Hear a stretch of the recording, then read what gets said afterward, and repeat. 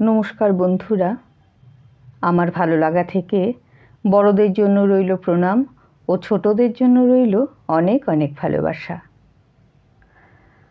কবিতাটি কবি লিখেছেন অনেক বছর আগে। দয়া করে কবিতাটি অন্যভাবে নেবেন না। কবিতাটি পড়ে আমার মনে হয়েছে যে নারীদের আসলে কোনো দিবস নেই, আদি বা অন্তে। তাই কবি সৃজন সেনের লেখা মে দিবস জিন্দাবাদ। পার্টি অফিস থেকে বেরিয়ে কমরেড প্রভাত সেন বাড়ির দিকে পা বাড়ালেন। সেই সকালে বাড়ি থেকে বেরিয়েছেন মেয়েদের মিছিল অর্গানাইজ করতে। সারাদিন ধরে ঘুরে বেরিয়েছেন, বিকেলে শ্রমিক কর্মচারীদের সঙ্গে মিছিলে পথ হেঁটেছেন, ময়দানের জমায়েতে বক্তৃতা দিয়েছেন। না, আর পারছেন না তিনি, এবার বাড়ি ফিরবেন। ভালো করে সাবান দিয়ে স্নান করে এখন প্রয়োজন এক কাপ ফার্স্ট ক্লাস চা। ক্লান্তিতে ভরা দেহখানাকে টানতে টানতে সিঁড়ি বেয়ে তাঁর 3 তলার ফ্ল্যাটের সামনে এসে থমকে দাঁড়িয়ে পড়লেন কমরেড প্রভাত সেন। মাথার মধ্যে হঠাৎ যেন আগুন জ্বলে উঠল। দরজায় তালা বন্ধ।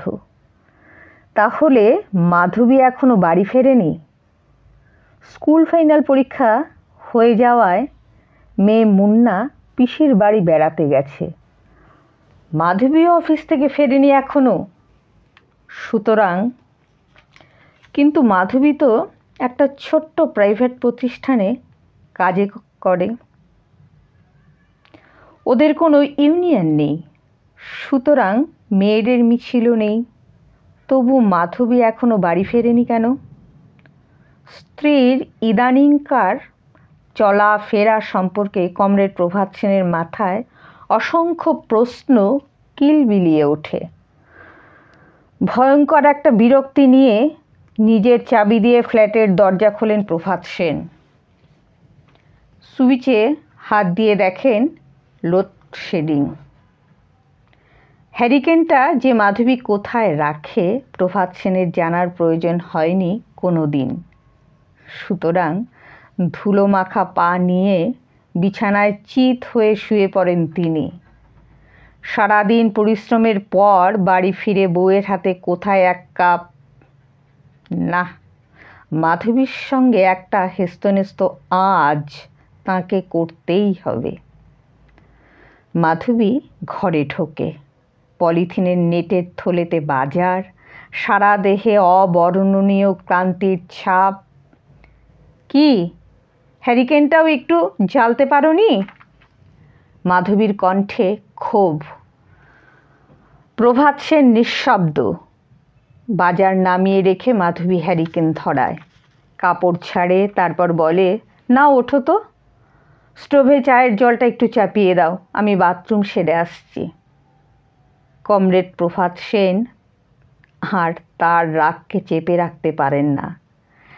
চিৎকার করে বলে ওঠেন, আমার দ্বারা চাটা করা সম্ভব হবে না। তার অস্বাভাবিক এই চিৎকারে মাধবী ঘুরে দাঁড়ায়। দু ভ্রুর মাঝখানে খেলে যায় বিরক্তির ঢেউ। ও জিজ্ঞাসা করে, কি হলো তোমার? লজ্জা করছে না আমাকে চা চাপাতে বলতে? প্রভাত সেন উঠে বসেন। কোন রাজকার্য সেরে এলেন এত রাত পর্যন্ত? কোথায় ঘোরা হয় আজকাল? প্রভাত সেন রাগে হাঁপাতে থাকেন। হ্যারিকেনের হলুদ আলো মাধবীর চোখের মণিতে পড়ে। তীরের মতো যেন ঠিকরে বেরোয়। বুকের ভেতরকার চাপা বেদনাটা চোখের কোণে জ্বালা ধরায়। মুখে শুধু বলে, আমার চা খাবার প্রয়োজন নেই, তোমার দরকার হলে খেতে পারো। মাধবী বাথরুমে ঢুকতে যায়।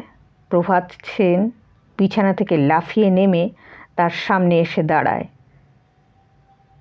বলেন, তোমাকেই চা করতে হবে এবং বলতে হবে কি করছিলে এত রাত অবধি।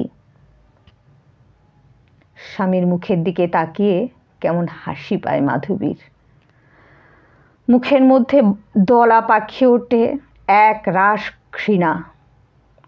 জানলা দিয়ে থুতুটা বাইরে ফেলে ছাড়া কাপড়টা কোঁচাতে কোঁচাতে মাধবী বলে, আমাদের অফিসের ভানুদার বাড়ি গিয়েছিলাম। ভানুদার বউটার ভীষণ অসুখ, সিভিয়ার অ্যানিমিয়া, একেবারে মরণাপন্ন। ফেরার পথে কলকাতা জুড়ে জ্যাম জট, মিছিলের পর মিছিল, হাঁটতে হাঁটতে ফেরা, তারপর আবার বাজার। থাক, আর ফিরিস্তি দিতে হবে না তোমায়। মাধবীকে কথা শেষ করতে না দিয়েই প্রভাত সেন চেঁচিয়ে ওঠেন, ভাবছ আমি কিছু বুঝি না? আর সহ্য করতে পারে না মাধবী। লজ্জায় ঘৃণায় তার শরীরটা তলোয়ারের মতো কেমন যেন লম্বা হয়ে ওঠে। প্রভাত সেনের মুখের সামনে এগিয়ে যায় মাধবী। কি বোঝো তুমি? ক্ষিপ্ত তার জিজ্ঞাসা। প্রভাত সেন রাগে কাঁপছেন। বলেন, তুমি ভানুর কাছে আড্ডা মারতে গিয়েছিলে? ভানুর বউয়ের অসুখটা একটা অজুহাত। আহত সাপের মতো ফোঁস করে ওঠে মাধবী। হ্যাঁ, আড্ডা মারতেই গিয়েছিলাম। তাতে হয়েছে কি? ভানুদা আমার সহকর্মী, আমার বন্ধু। ফের যদি তুমি ভানুকে বন্ধু বলেছ।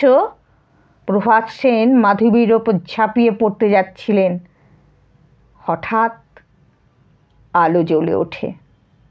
মাধবী দেওয়ালে পিঠ দিয়ে দাঁড়িয়ে, তার হাতে দুয়ার দেবার কাঠখানা, মাথার ওপর লেলিনের বাঁধানো ছবি। লেলিন যেন মাধবীকে পাহারা দিচ্ছেন। কমরেড প্রভাত সেন তখন যেন নট নরণচরণ একখানা স্ট্যাচু। তাঁর বুকের লাল ব্যাজে কেবল চকচক করে সাদা রঙে ছাপা একটি দৃপ্ত স্লোগান, মে দিবস জিন্দাবাদ। নমস্কার।